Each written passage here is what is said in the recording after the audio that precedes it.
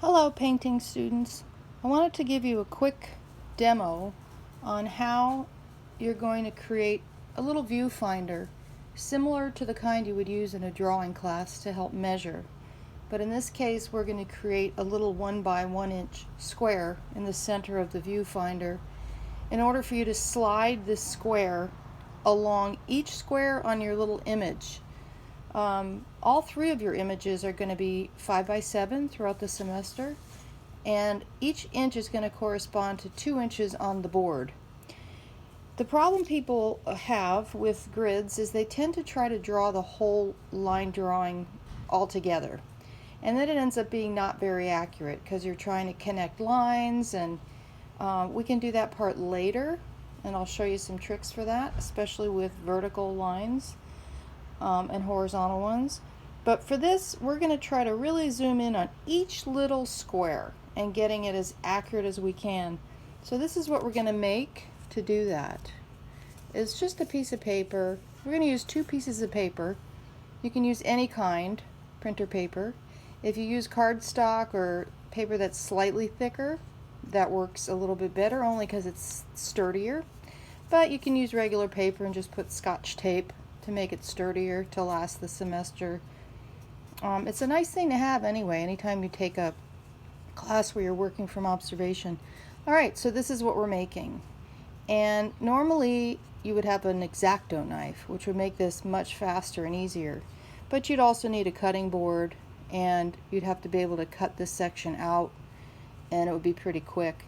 But this is an alternative. Rather than cutting out this hole in the middle, we're going to build these areas around it. And it's also good practice for making grids. We're going to make 2 quick grids on regular paper, and we're going to take advantage of the right angle of the edge of the paper. Pretty straightforward. I'm going to go ahead. You can do it with a pen or a pencil. Just be sure the pencil's sharp when you do it. And you just need a regular ruler. You can also use a T-square. You just put it over here. So my ruler is a little bit dirty from painting, but I'm just going to go ahead and mark every inch so you can see what I'm doing. So we're going to go down to the paper now, pick a corner, and we're going to measure an inch, an inch, an inch, an inch, and we're going to make 5 each way. I'm going to do this twice. So we have, and always make sure you're not totally off on the edge because it goes to the edge. Sometimes I start at a 1 just so it's cleaner. Either way, we're going to do a dot for each, and you want to stand so that it's accurate anytime you make a grid. And then we're going to drag this a little bit down and do more dots.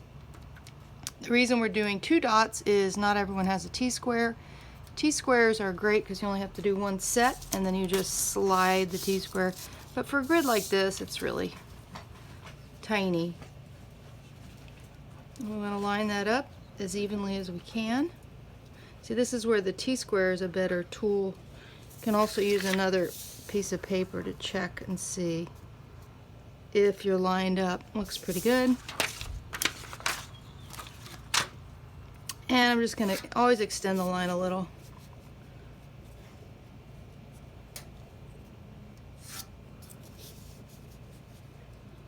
And I'm just connecting these. That one got funny.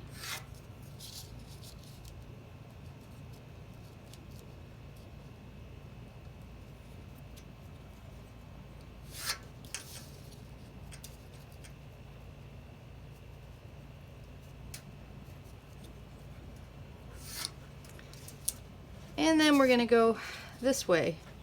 5. 1, 2, 3, 4, 5. And then again somewhere else. 1, 2. I can see the edge here, so that's good. Now I'm going to connect these. What I'm going to do here is just go across the whole paper because then I can fit another one in there because I want to make 2. So I have extra paper to fold over when I do my little viewfinder. I want to make it fairly substantial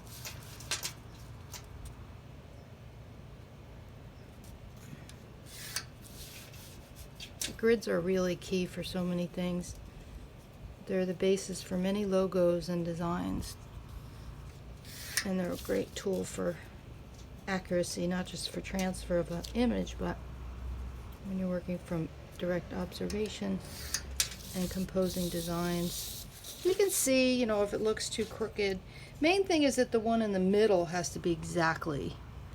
Actually, you know what, we're not, because we're not cutting it. But if you had an X-Acto knife, you would just cut that out, boom, done, and then tape the other one there. But if you don't have an X-Acto knife, it doesn't work, because if you attempt to use a scissor, you end up with holes and crooked edges, and this avoids any cutting from the middle. I'm just doing this all at once, kind of overdoing it actually, but I want to illustrate my point. Basically, it's just so we don't have to deal with cutting it out in the middle. And I'm just going to make these two.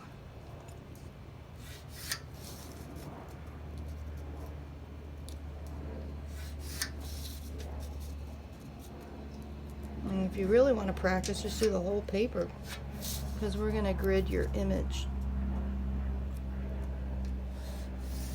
Okay. Alright, so this is where it ends. This one, 1, 2, 3, 4, 5, this one. So this is not in it. So I have two, now I have two 5x5 little squares that I'm going to use to make this little viewfinder out of. I'm going to have a little excess paper. But the beauty of this is, again, if you don't have a X-Acto knife, you can use any tape to do this. So instead of cutting, I can cut this whole thing out, it'll make more sense. So I'm going to cut this out. You can even fold it and cut them out together. And again, the outsides aren't as important, but this is kind of a roundabout way to build your viewfinder. Sometimes people just buy these things. They have little plastic ones at the store. Alright, so we got these two things. And what I'm going to do now is cut a little V shape by going into here, and where this points in, coming out there. So I'm kind of having a little chopped off area over here. Same with over here. I'm going to go down to, just make it a little bit stronger of a mark. You can even use a highlighter or whatever. And then we're going to use these two items to put together to make our center area. So with the scissor, you can always go around things, but if you're ever cutting out inside things and preserving the paper around it, then this doesn't work, scissors wise. This way we can get a clean, sharp edge so that when we overlap these, so then these two pieces, you don't need them, but you could use them for something. Alright, so look, we take this, it's like a little puzzle. Place it right on top. Boom, it's like a Tetris, which is really, I remember, really fun. So I don't know if I did it perfectly, but you can do it a few times till you get it. And then I want to tape it right where it goes. And I want to be able to make sure it's one by one so that it fits around all of my areas. And then since the board's pretty small, rather than having this whole area, I'm just going to fold it over here to make it stronger and to create less of a excess around, because I'm going to be sliding it a lot on here on the picture.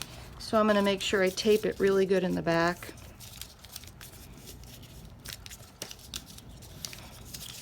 Not quite origami, but doing my best. Okay, so here we go. This kind of tape it down so it's flush. There's nothing protruding and sticking out. Tape it up as much as you absolutely want to. You know, you can tape it this way, tape it that way, whatever you need to do to get it to the point where you want it to be. And again, it's a little roundabout, but it saves you having to sit down with an X-Acto knife on a self-healing mat and cut and everything like that. So you've got this. Now the beauty of this thing is, because what we want to do when we're doing the grid of your picture, is to cover it as much as possible and then take your little viewfinder and place it just over one area. And this one area becomes your all-consuming focus, so that you forget what the picture is, or you know, the whole thing. You're only concerned with this square. And you'll notice that this square has a rectangle and look like a trapezoid shape. These are the things we want to see. So when we draw that with paint, or actually we're going to use pencil, onto the board, once we've covered our scales that we're doing for warm-up, we want to transfer this as is. And what's cool is you can even measure a little. Like if you were to measure how many of these dark values it would take to get across here, that's a classic drawing tool. It's a mathematical use of your eye.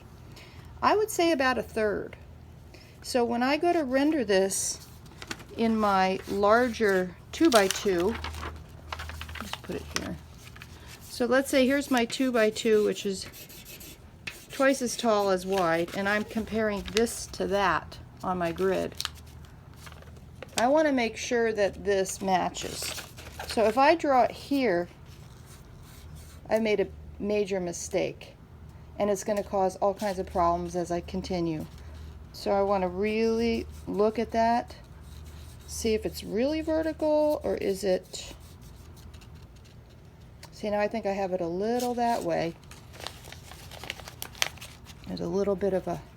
Any information that you see, I want to understand what the shape of, not just the dark, but the shape of this.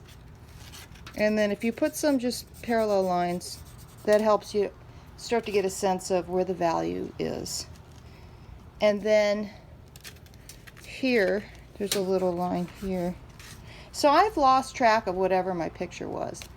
And then what I like to do is just go down the line. And now we have one that's more like...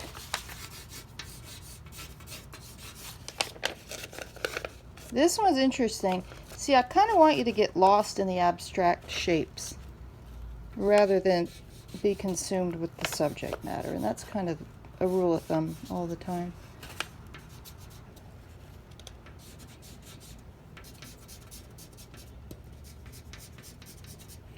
So you're going to do that and slide down, slide down. So that's the key, and that's why we're doing the viewfinder. But I'll stop there so it doesn't get too long. But this is what you're going to want to make. And the sooner you make it before class, the better. I'll open the module with this so you can kind of get started on a project before your materials arrive. Look forward to meeting everyone. Bye.